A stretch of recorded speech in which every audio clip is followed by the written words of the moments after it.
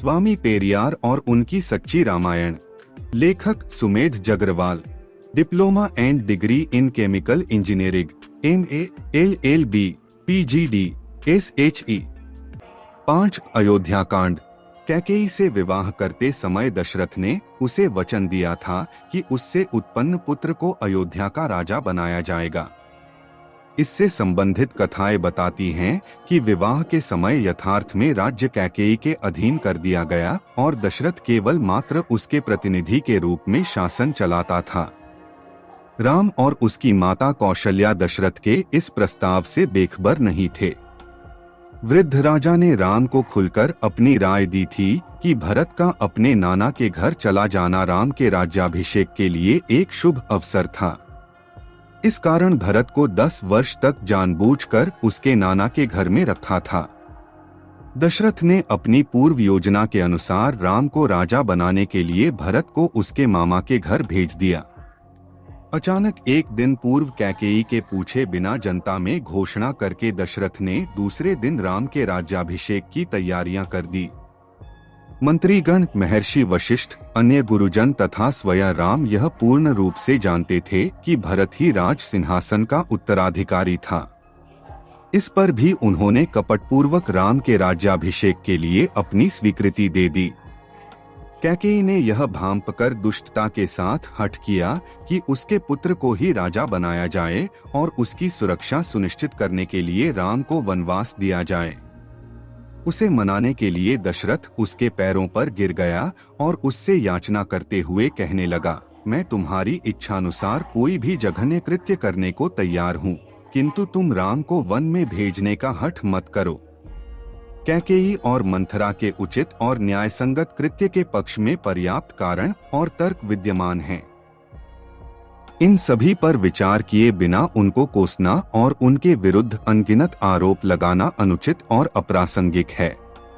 राम इस तथ्य से अवगत था कि यथार्थ में विवाह के समय समस्त राज्य कैकेयी को सौंप दिया गया था। उसने स्वयं भरत को ऐसा कहा था। अयोध्या कांड अध्याय 107। उसने उन सभी युक्तियों को मौन रहकर स्वीकार किया जिन्हें उसके पिता ने भरत की अनुपस्थिति में उसके राज्य सिंहासन के लिए रचा था। वह पूरे समय तक स्वयं में शंकालु रहा कि क्या समारोह सफल हो पाएगा अथवा विफल रहेगा। जब दशरथ ने घोषणा की राज्य तुम्हारे लिए नहीं है, तुम अवश्य ही वन को जाओ, तब वह मन ही मन शोक कर रहा था। अयोध्या कांड अध्याय 19।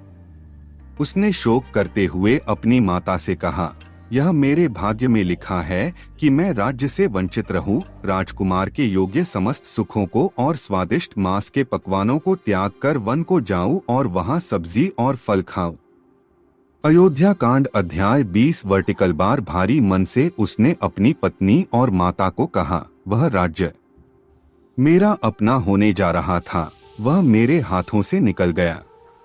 अयोध्या कांड अध्याय 20-94। वह लक्ष्मण के पास गया और अपने पिता दशरथ को अपराधी प्रवृत्ति का बताते हुए बोला, क्या कोई मूर्ख भी ऐसे व्यक्ति को वन में भेजेगा जो सदा उसकी इच्छा का पालन करता आया हो। अयोध्या कांड अध्याय 53। राम ने सीता को रानी बनाने के लिए उसके साथ विवाह किया, किंतु राजसी परंपरा के अनुसार अपनी कामवासना की तृप्ति के लिए उसने अनेक विवाह किए। मनमथ नाथ दातार कहते हैं कि राम की पत्नियां अपने दासों के साथ रहकर आनंद मनाया करती थीं, उसी प्रकार भरत की पत्नी और कैकेयी की पुत्रवधू शोक में डूब गई।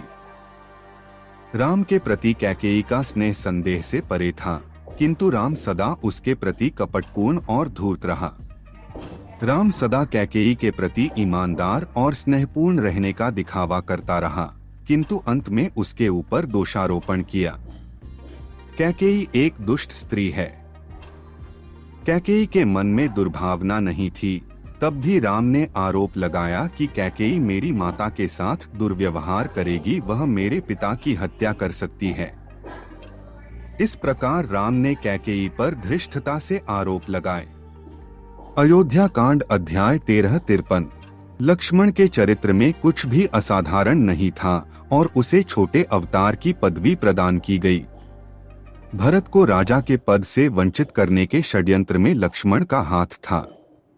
राम को राज सिंहासन पर बैठाने के लिए लक्ष्मण कुछ भी करने के लिए तन मन से जुट गया। लक्ष्मण ने अपने पिता दशरथ पर अपशब्दों की बौछार कर दी। उसने दशरथ को धूर्त कहा। लक्ष्मण ने सुझाव रखा कि उसके पिता को कारावास में डाला जाए। लक्ष्मण ने विचार प्रकट किया कि उसके पिता का वध कर दिया जाना चाहिए। लक्ष्मण ने यहाँ तक कहा कि पिता की हत्या करना मनु के अनुसार धर्म है। लक्ष्मण ने कहा कि मैं भरत और उसके साथियों का समूल नाश कर दूंगा। यह ईश्वर की इच्छा थी कि मैं राज सिंहासन नहीं प्राप्त कर पाया। इस प्रकार राम ने ठंडी सांस भरी।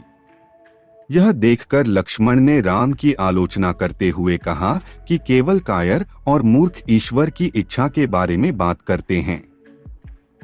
लक्ष्मण ने चुनौती देते हुए कहा कि मैं दशरथ और कैकेयी को वन में खदेड़ कर राम को राज सिंहासन पर बैठाऊंगा। लक्ष्मण ने राम से कहा कि यदि तुम अपने राज्याभिषेक के लिए मन नहीं बना पाए हो तो मैं राज सिंहासन को छीनकर शासन करूंगा। देश को छोड़कर वन की ओर जाते हुए लक्ष्मण ने कहा कि धन्य है वह पुरुष जो वेश्याओं से सजाई गई अयोध्या पर शासन करता है। वन में लक्ष्मण भरत की तरफ गुर्राते हुए बोला कि मैं इसे अभी मार डालूंगा। मैं भरत से अपनी शत्रुता का बदला लेने जा रहा हूँ जिसने राज सिंहासन को हड़प लिया है। राम ने वन में लक्ष्मण को कहा, क्योंकि हमारे पिता वृद्ध और दुर्बल हो गए हैं और हम वन में आ गए हैं। भरत और उसकी पत्नी बिना विरोध के आनंद पूर्वक शासन कर रहे होंगे। यह उसके अंदर की नीचता, राज सिंहासन पर अधिकार करने की महत्वाकांक्षा और ईर्ष्या को प्रकट करता है। उसने अपने पिता को मूर्ख और बुद्धिहीन कहा। यदि मैं क्रोधित हो जाऊं तो मैं अकेला अपने समस्त शत्रुओं को परास्त कर राजा बन सकता हूं, किंतु मैं ऐसा प्रजा के कारण नहीं कर रहा हूं।